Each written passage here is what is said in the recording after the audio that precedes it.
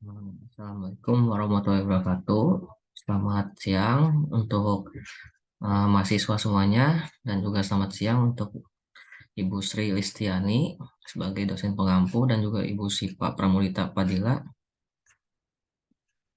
Kami dari kelompok 7 akan menerangkan tentang regresi linear berganda, pengaruh harga oli dan pendapatan terhadap permintaan oli di CP Petro Asia Jaya Utama bulan November 2021.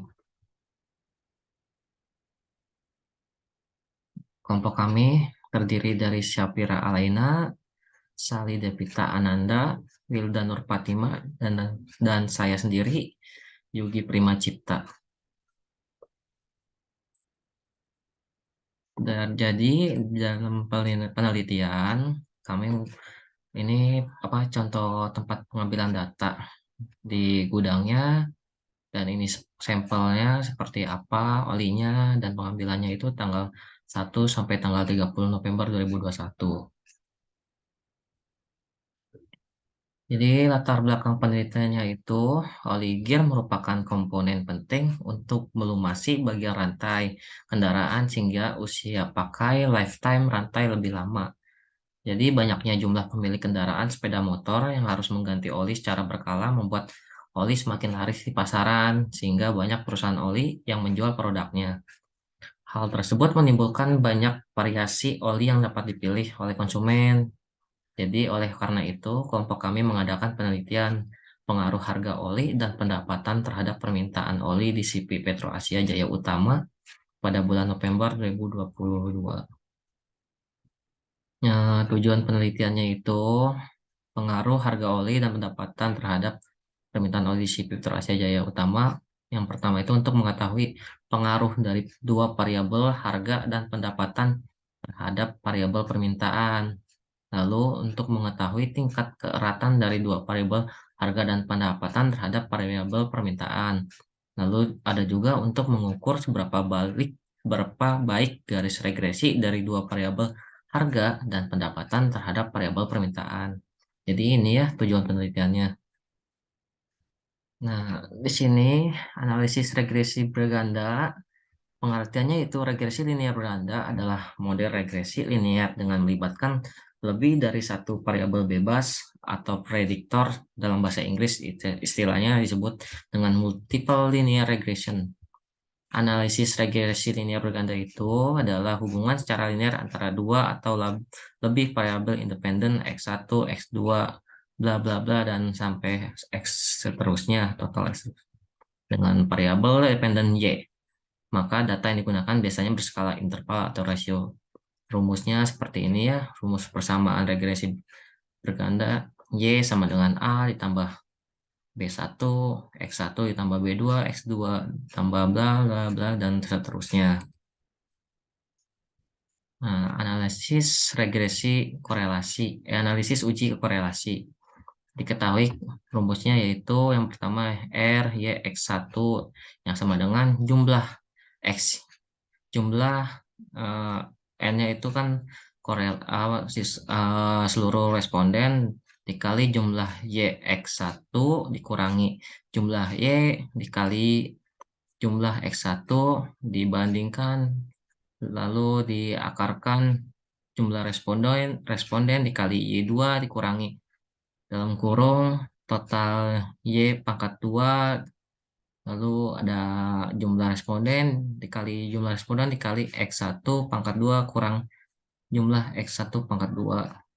Lalu yang YX2-nya N total YX2 dikurangi total Y dikali total X2 di, dibandingkan dengan akar jumlah Y2 dikurangi jumlah Y2 dalam kurung lalu dikalikan N jumlah X2 pangkat 2 dikurangi jumlah X2 pangkat 2 dan seterusnya sampai X1 X2.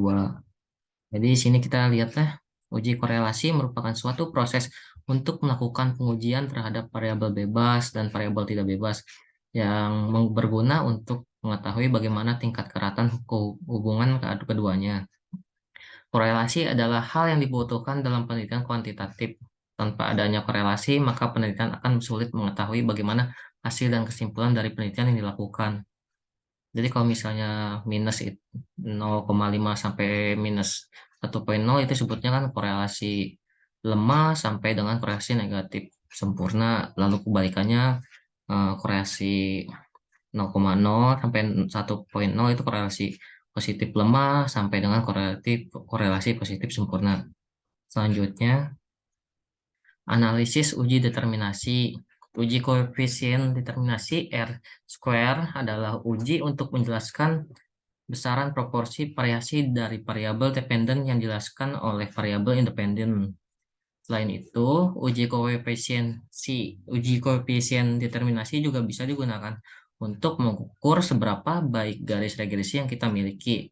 Semakin mendekati angka 1, model yang dikeluarkan oleh regresi tersebut akan semakin baik. Jadi ketahui rumus R2 sama dengan jumlah responden dalam kurung A dikali jumlah Y ditambah B1 dikali jumlah Y X1 ditambah B2 dikali jumlah Y X2 dalam kurung kurangi jumlah Y pangkat 2 dalam kurung dibagi jumlah responden dikali jumlah Y2 kurangi jumlah Y pangkat 2. Nah, ini dari tabel hasil observasi kita yang diketahui bahwa X1 itu adalah harga yang diketahui total harga seluruhannya itu 154, lalu X2 itu pendapatan yang diketahui jumlah pendapatannya itu 157, lalu Y itu permintaan diketahui jumlah permintaannya itu 162. Dari penelitian kami menggunakan SPSS ya, karena karena kalau manual dari Excel saya kurang begitu paham karena tidak sinkron dengan hasil output SPSS. Jadi yang pertama itu kan kita ketahui metode enter, yang ketahui adalah pendapatan, harga, dan permintaan. Yang kedua, persamaan regresi linear berganda. Di sini kita ketahui persamaannya yaitu di dalam rumus SPSS yang pertama Y sama dengan 7,008 dikurangi 0,119 X1-nya dikurangi 0,191 X2-nya. Jadi X1-nya itu adalah harga, X2-nya adalah pendapatan, dan Y-nya itu adalah permintaan. Kesimpulan persamaan regresi linear berganda, angka konstan pada unstandardized coefficient. Dalam penelitian ini, koefisien konstanta sebesar 7,008 dengan nilai positif. Ini dapat diartikan bahwa permintaan oli dalam kurung variabel Y akan bernilai 7,008 apabila variabel harga variabel X1 dan pendapatan variabel X2 itu bernilai konstan atau 0. Yang keduanya itu adalah angka koefisien regresi harga dan pendapatan pada understandardized koefisien. Dalam penelitian ini, variabel harga memiliki koefisien regresi sebesar minus 0,119. Jadi nilai koefisien regresi negatif itu menunjukkan bahwa jika setiap penurunan satu satuan variabel harga dengan asumsi variabel lain tetap, maka permintaan akan mengurangi sebesar minus 0,119. Dalam penelitian ini, variabel pendapatan memiliki koefisien regresi besar minus 0,191. Nilai koefisien regresi negatif menunjukkan bahwa setiap penurunan satu satuan variabel pendapatan dengan asumsi variabel lain tetap, maka permintaan akan mengalami penurunan sebesar minus 0,191. Jadi yang ketiga itu uji hipotesis pada analisis regresi linear berganda. Uji hipotesis itu atau uji pengaruh berfungsi untuk mengetahui apakah koefisien regresi tersebut signifikan atau tidak. Dalam kurung variabel X berpengaruh terhadap variabel Y. Maka uji hipotesis untuk analisis linear berganda dilakukan pada dua hubungan, yaitu yang pertama pengujian hipotesis hubungan parsial. Nah, pengujian parsial X1 terhadap Y. Jadi kita simpulkan H0 tidak ada pengaruh harga oli terhadap permintaan. HA-nya juga tidak ada pengaruh harga oli terhadap permintaan. Lalu pengujian parsial X2 terhadap Y. H0 tidak ada pengaruh pendapatan terhadap permintaan dan HA juga tidak ada pengaruh pendapatan terhadap permintaan. Nah, nanti kita lihat di sini membandingkan nilai sig mean value dengan alpha 0,05. Ini kita Masukkan rumusnya, rumus dari SPSS-nya. Jadi kita ketahui dengan harga dan pendapatan SIG-nya adalah 0,497 dan 0,289. Kriterianya itu yang diharuskan adalah jika berpengaruh, jika nilai signifikan SIG-nya itu dikurang dari alfa 0,05 kalau berpengaruh. Kalau tidak berpengaruhnya itu jika nilai signifikan SIG-nya lebih dari alfa 0,05. Jadi kesimpulannya adalah harga oli X1 bernilai SIG 0,497 lebih dari alfa 0,05, maka H0-nya itu tidak ada pengaruh harga oli terhadap permintaan. Lalu di sini ada pendapatan. Pendapatan S2 itu bernilai SIG 0,289 lebih dari 0,05, maka HA-nya juga tidak ada pengaruh pendapatan terhadap permintaan. Di sini ada membandingkan nilai T hitung dengan T tabel. Kita ketahui bahwa T hitungnya adalah dalam harga itu minus 0,688 dan pendapatannya itu minus 1,082. Kriteria yang diharuskan ialah berpengaruh jika nilai T hitung eh, lebih dari T tabel. Kalau tidak berpengaruh jika nilai T hitung kurang dari T tabel.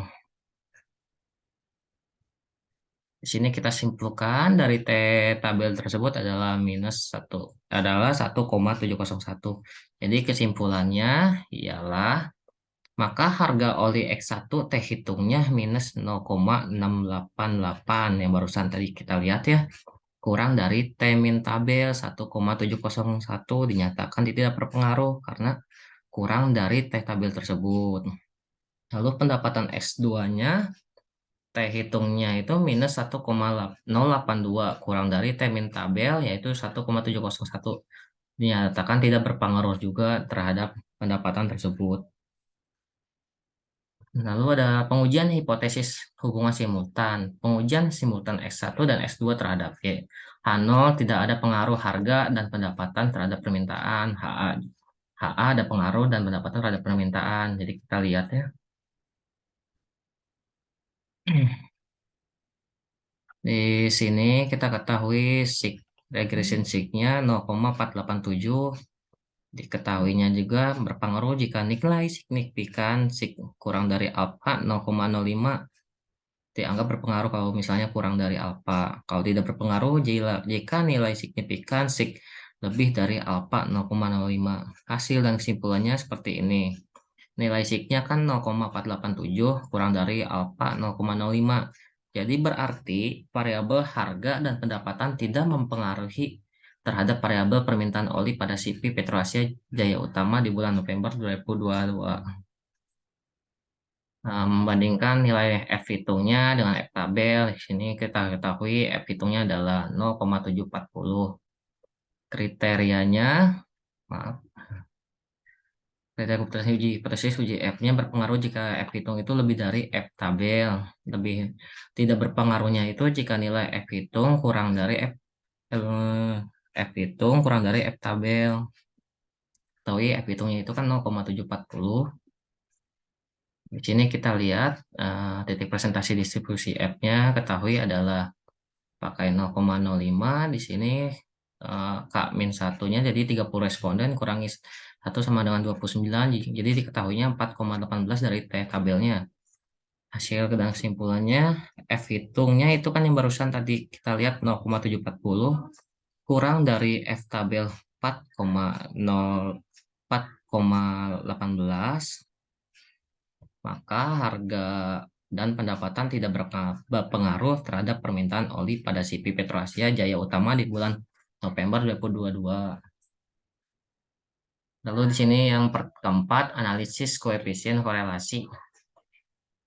Analisis koefisien korelasinya diketahui adalah R-nya itu 0,228.